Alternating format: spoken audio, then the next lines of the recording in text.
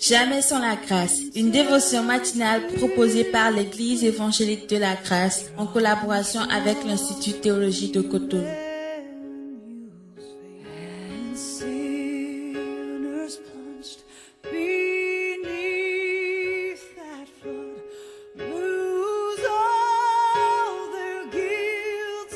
Bonjour chers amis, chers internautes, nouvelle journée, nouvelle provision, bienvenue dans cette dernière dévotion de cette semaine. Grande est ma joie de vous savoir encore nombreux ce matin devant vos téléphones, vos ordinateurs, peu importe le moyen par lequel vous nous suivez, que Dieu vous bénisse. Et vous savez quoi? Vous ne serez jamais perdant du temps que vous consacrez aux choses de Dieu.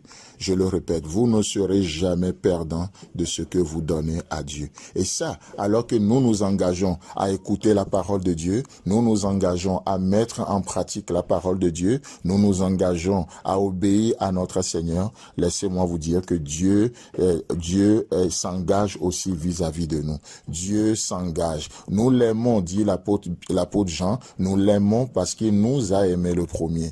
Comment Dieu peut-il nous demander de nous engager s'il n'est pas le premier à s'engager vis-à-vis de nous? C'est pourquoi ce matin, je vous propose Matthieu chapitre 16, le verset 18. Matthieu chapitre 16, le verset 18. Et là, c'est Jésus-Christ qui parle. Et il dit, « Et moi, je te dis que tu es Pierre, et que sur cette pierre, je bâtirai mon église, et que les portes du séjour des morts ne prévaudront point contre elle. » Alléluia.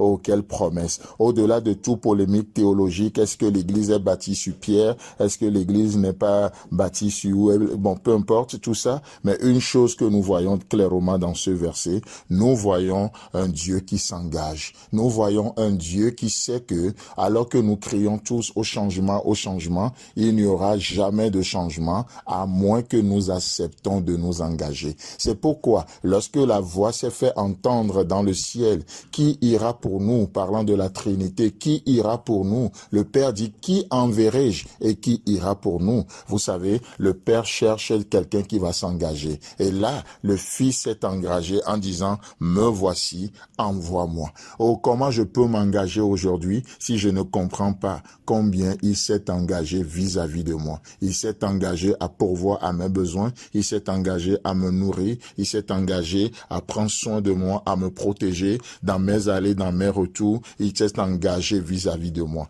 Vous savez, nous détenons ce sens d'engagement vis-à-vis de, ou plutôt de notre Dieu, Et ici, Jésus-Christ parle et il dit, tu es Pierre. Et sur cette pierre, la chose qui compte, ce n'est pas ce que la pierre fera. Ce n'est pas, non, mais c'est ce que moi je ferai. C'est ce que je ferai. Je bâtirai mon église. Je bâtirai mon église. Et vous savez, Jésus-Christ s'engage. Et lorsque Jésus-Christ fait quelque chose, il le fait merveilleusement. Lorsque Jésus-Christ fait quelque chose, il le fait proprement. Et vous savez, comme j'aime bien le dire, il sait bien prendre soin de ce que nous lui apportons. Il sait bien prendre soin de ce que nous remettons entre ses mains. Et là, il dit, je bâtirai mon église. Et lorsque c'est Christ qui le fait, lorsque nous parlons de l'église, je ne parle pas d'un bâtiment quelconque. Je ne parle pas des briques posées les unes sur des autres, mais je parle des pierres vivantes,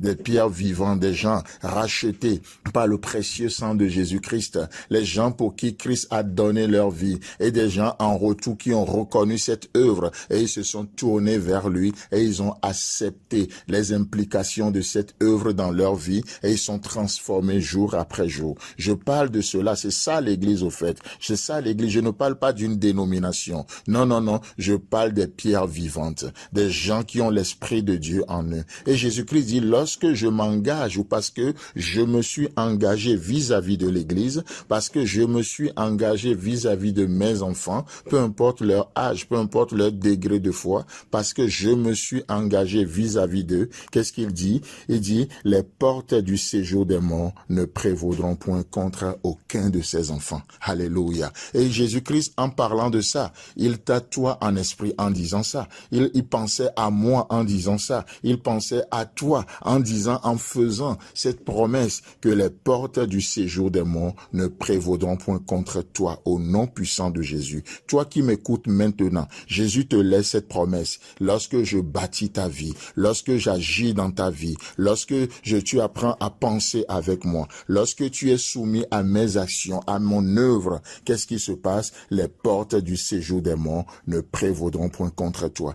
En d'autres termes, Jésus, lorsqu'il s'engage, il devient notre bannière, il devient notre couverture, il devient notre, permettez-moi d'utiliser ce mot, il devient notre garde du corps, il devient notre ange gardien. Quand il s'engage vis-à-vis de nous, les portes des séjours des morts ne prévaudront point contre eux. C'est pourquoi aujourd'hui, je peux déclarer que toute chose concourt à mon bien. Je peux déclarer que ce qui m'arrive aujourd'hui, c'est pour la vie et non pour la mort. Chers amis, chers internautes, que le Seigneur vous bénisse. Je vous souhaite un agréable week-end et Dieu voulant, on se retrouve la semaine prochaine.